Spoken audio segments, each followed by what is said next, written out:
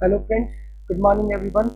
Today we are going to discuss some important questions from course management which are important from examination point of view and also came in last year exam also or last year exam. So in today's video we are going to discuss about key or limiting factors in the organization or key factors relating to marginal costing, difference between marginal costing and differential costing, and the other one is we are going to discuss standard costing and budgetary control. We are going to differentiate between uh, both.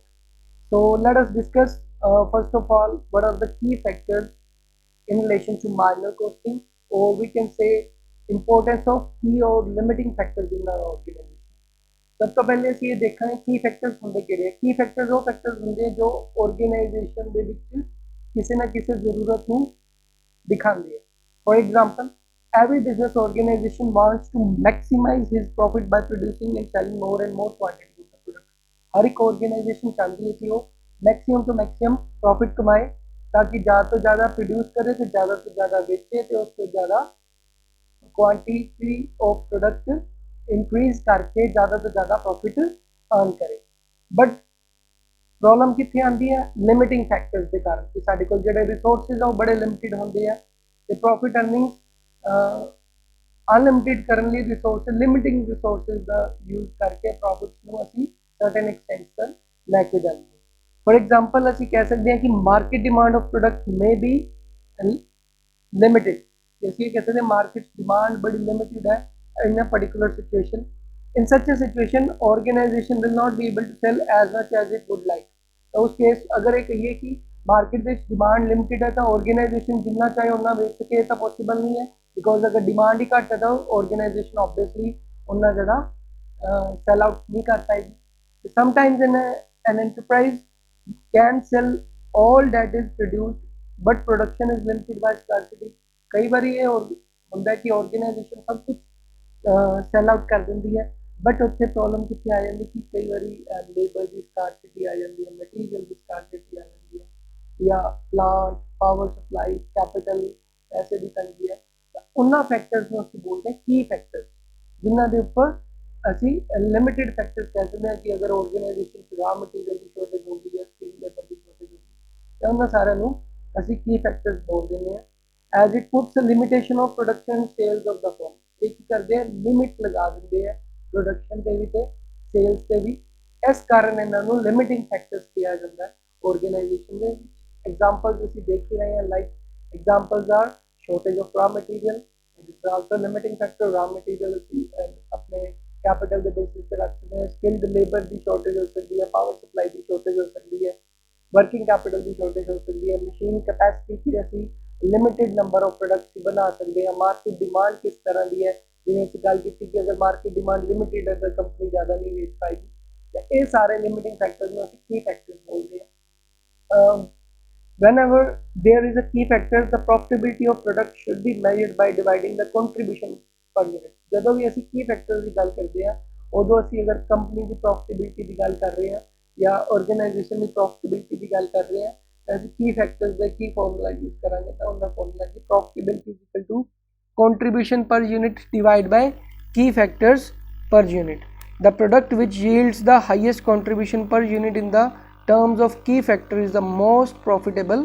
product ਕਹਿੰਦੇ ਉਹ ਜਿਹੜਾ product ਜਿਹੜਾ ਸਾਨੂੰ highest profits ਦੇਗਾ ਕੀ limiting factors ਜਾਂ ਕੀ factors ਦਾ utilise ਕਰਕੇ ਮਤਲਬ ਅਸੀਂ ਲਿਮਿਟਿਡ ਰਿਸੋਰਸਿਸ ਜਦੋਂ ਮੈਕਸਿਮਮ ਪ੍ਰੋਫਿਟ ਕਮਾਉਂਦੇ ਆ ਇਸ ਲਈ ਉਹਨਾਂ ਨੂੰ ਅਸੀਂ ਕੀ ਫੈਕਟਰਸ ਬੋਲਦੇ ਹਾਂ ਲਿਮਿਟਿੰਗ ਫੈਕਟਰਸ ਬੋਲਦੇ ਹਾਂ ਜਿਨ੍ਹਾਂ ਦੀ ਯੂਟਿਲਾਈਜੇਸ਼ਨ ਸਾਨੂੰ ਬੜੇ ਹੀ ਪ੍ਰੋਪਰ ਤਰੀਕੇ ਨਾਲ ਕਰਨੀ ਪੈਂਦੀ ਹੈ 10 ਕੀ factors is most important factor for deciding the most profitable product mix ਇਸੇ ਲਈ ਕੀ ਫੈਕਟਰਸ ਨੂੰ ਇੰਪੋਰਟੈਂਟ ਫੈਕਟਰ ਮੰਨਿਆ ਗਿਆ ਪ੍ਰੋਫਿਟੇਬਲ ਪ੍ਰੋਡਕਟ ਮਿਕਸ ਦੇ ਕਾਰਨ ਤਾਂ ਇਸ ਲਈ ਅਸੀਂ ਮੰਨ ਕੇ ਚੱਲਦੇ ਹਾਂ ठीक है जी नैक्सट असी गल करन जा रहे हैं जी मार्जिनल कोस्टिंग ते डिफरेंशियल कोस्टिंग की मार्जिनल कोस्टिंग की जो असी गल कर रहे हैं तो मार्जिनल कोस्टिंग च असी ये चीज़ देखी है कि मार्जिनल कोस्टिंग असी मार्जिनल कोस्ट को डिटरमिन करते हैं बेसिकली मार्जिनल कोस्ट किस चीज़ नाल बनी होंदी है it is a combination of fixed and variable cost but असी इनू वेरीएबल कोस्ट ही कंसर्न करते हैं बिकॉज फिक्सड कोस्ट को असी ओवरऑल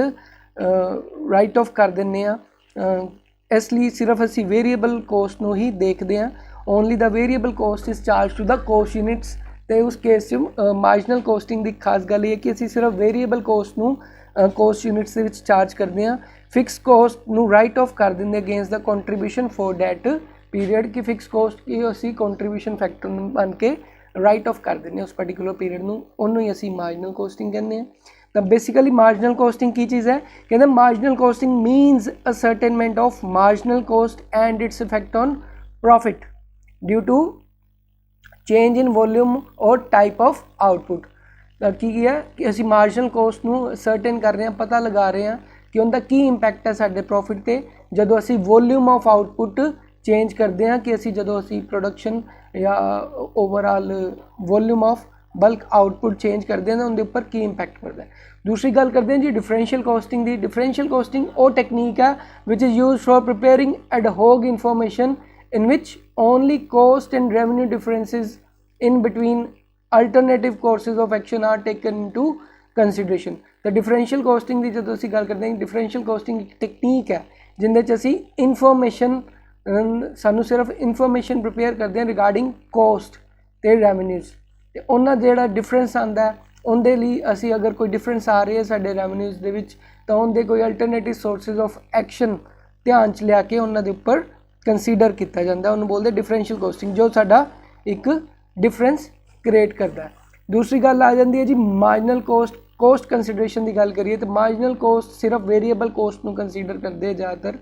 फिक्स कोस्ट में मैं जिवें दस्सिया कि तुहानूं वो कंट्रीब्यूशन का पार्ट बन के राइट ऑफ कर देंगे है, सिर्फ वेरीएबल कोस्ट में ध्यान च रखते हैं। जिहड़ा डिफरेंशियल कोस्टिंग है वो बहुत fixed as well as variable cost नूं ध्यान च लैके चलते हैं। Next is decision making। Marginal cost is more important and useful for making short term decisions। ਜਿਹੜਾ marginal costing है वो ज़्यादा यूजफुल है किंदे लिए? short term decision लैन लिए यूजफुल है। On the other hand differential costing च असी बहुत short term as well as long term decision लिए helpful होंदी है differential costing। उस तो बाद आंदा incorporation of in accounting system। marginal costing can be incorporated in the accounting system कि असी इनू accounting system दे विच जोड़ के नाल लैके चल सकते हैं। बट जो डिफरेंशियल कोस्टिंग है इनकी कोई खास जगह नहीं है अकाउंटिंग सिस्टम च। They are identified and presented separately for the purpose of analysis. इन्हों सैपरेटली एनालाइज किया जाता है जिंदे नाल सिर्फ कोस्ट का डिफरेंशिएट करने लिए या एक्शनस लैन लिए पर्टिकुलर कंसीडरेशन लिए उन्होंने असी डिफरेंशियल कोस्टिंग कहने हैं।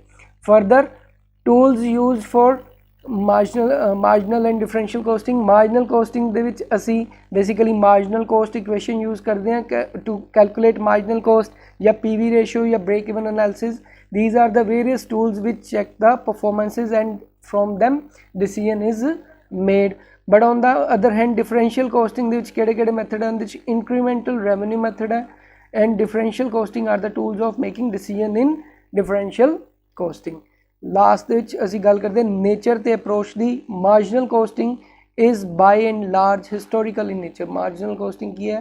हिस्टोरिकल इन नेचर है। जो पिछे घटना अगर पिछे जो कोस्ट एलोकेट की है हिस्टोरिकल मतलब जो पुरानी कोस्ट नू एनालाइज करके असी कंपैरिजन करते हैं।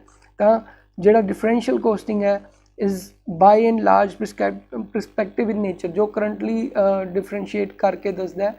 मार्जिनल असी ऑलरेडी साडे हिस्टोरिकल डाटा के उपर असी एनालिसिस करके अपने कंक्लूजन्स निकालते हैं। उस तो बाद marginal costings are determined on the basis of contribution approach.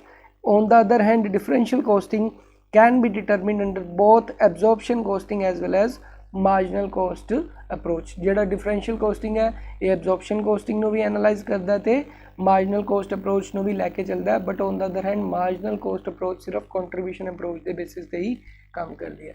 I hope this is all differences in for marginal costing and differential costing।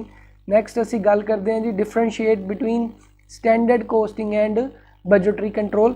standard costing की असी गल करते हैं। standard costing basically वो methods है जिंदे असी variance दी report कैलकुलेट करते हैं कि वेरिएंसेस की आते हैं एंड कंपेयर किमें असी कंपेयर करते हैं वेरिएंस दी रिपोर्ट किमें बनाने by comparing actual cost with the standard cost. ਜਦੋਂ ਅਸੀਂ ਉਹਨੂੰ ਕੰਪੇਅਰ ਕਰਦੇ ਹਾਂ while comparing actual cost with the standard cost it is defined as standard costing. ਠੀਕ ਹੈ ਜੀ, ਉਹ ਕੋਸਟਿੰਗ ਦਾ ਮੈਥਡ ਜੋ ਵੇਰੀਐਂਸ ਨੂੰ ਡਿਨੋਟ ਕਰਦਾ ਹੈ by comparing actual cost with the standard coast.